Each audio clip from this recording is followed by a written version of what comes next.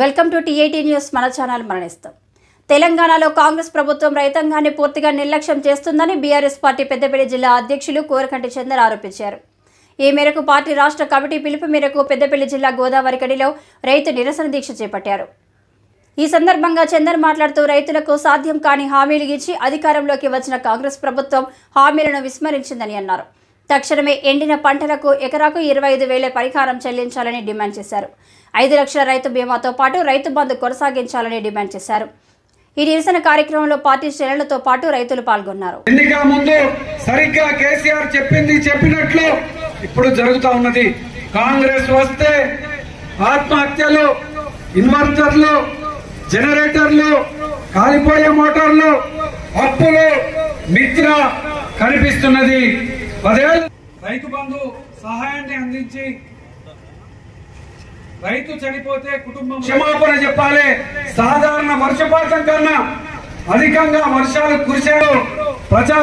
ప్రచారాల బట్టలిప్పి పరిస్థితి మనం ఇలా కళ్ళారా చూస్తున్నాం. రైతు బాంధవుడైనటువంటి మన గౌరవ ముఖ్యమంత్రి కేసీఆర్ గారు రైతు బంధు పథకాన్ని, రుణమాఫీ, ఇది కేసీఆర్ కు సంబంధించినటువంటి హరిగోసపడుతూ ఆత్మహత్యలు చేసుకుంటూ ఏడుస్తున్నటువంటి పరిస్థితి.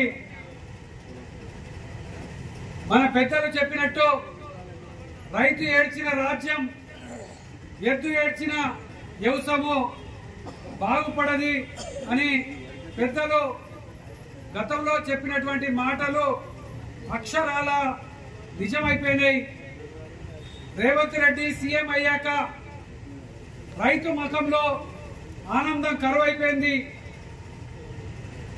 ఇలా సాగునీళ్లు, నాణ్యమైనటువంటి కరెంటు, పంట పెట్టుబడి లేక రైతులు కన్నీళ్లు పెడుతున్నటువంటి ఈ యొక్క పరిస్థితులలో పంటను వేసి సాగునీరు వస్తుందని ఎదురు చూసినటువంటి రైతులు ఈరోజు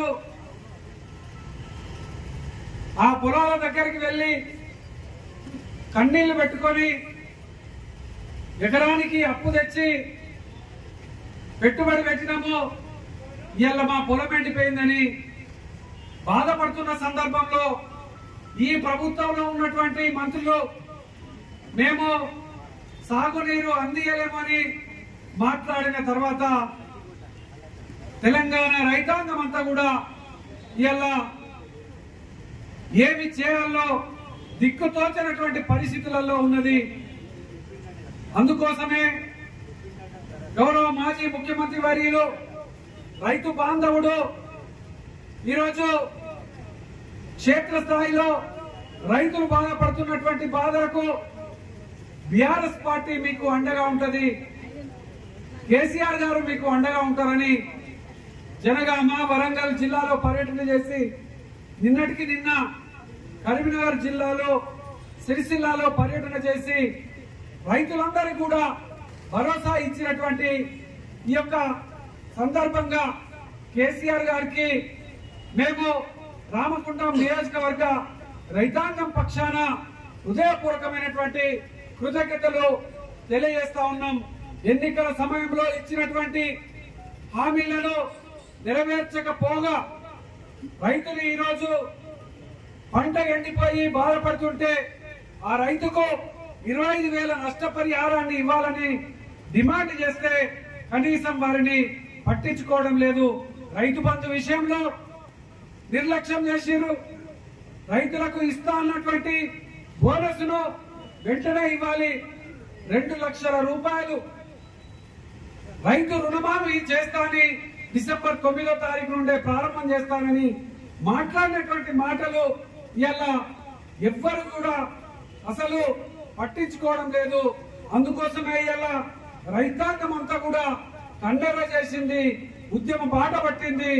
రైతులారా, తెలంగాణ రాష్ట్రంలో మీరు ఈ తెలంగాణ రాష్ట్రం కావాలని కోరుతున్నటువంటి వాళ్ళు, ఈ తెలంగాణ వస్తే కరెంటు బాధలు, నీళ్ల బాధలు పోతాయి అనుకున్నటువంటి వాళ్ళు, అందుకోసమే కేసీఆర్ గారు మీకు ముందుగా భారతదేశంలో ఎవ్వరు లేనటువంటి విధంగా మీకోసం కార్యాచరణ తీసుకున్నారు.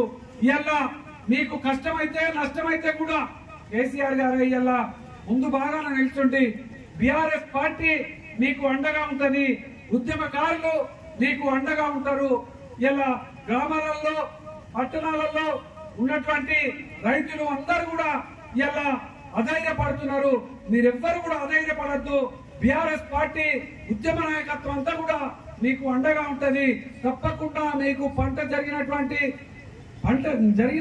పంట నష్టానికి వెంటనే 25,000 రూపాయలు ప్రతి ఎకరానికి చెల్లించాలని కూడా డిమాండ్ చేస్తూ ఈరోజు ఎస్ఆర్ఎస్పీ నీళ్లను వెంటనే వదలాలని, రైతులకు ఆదుకోవాలని ఈ యొక్క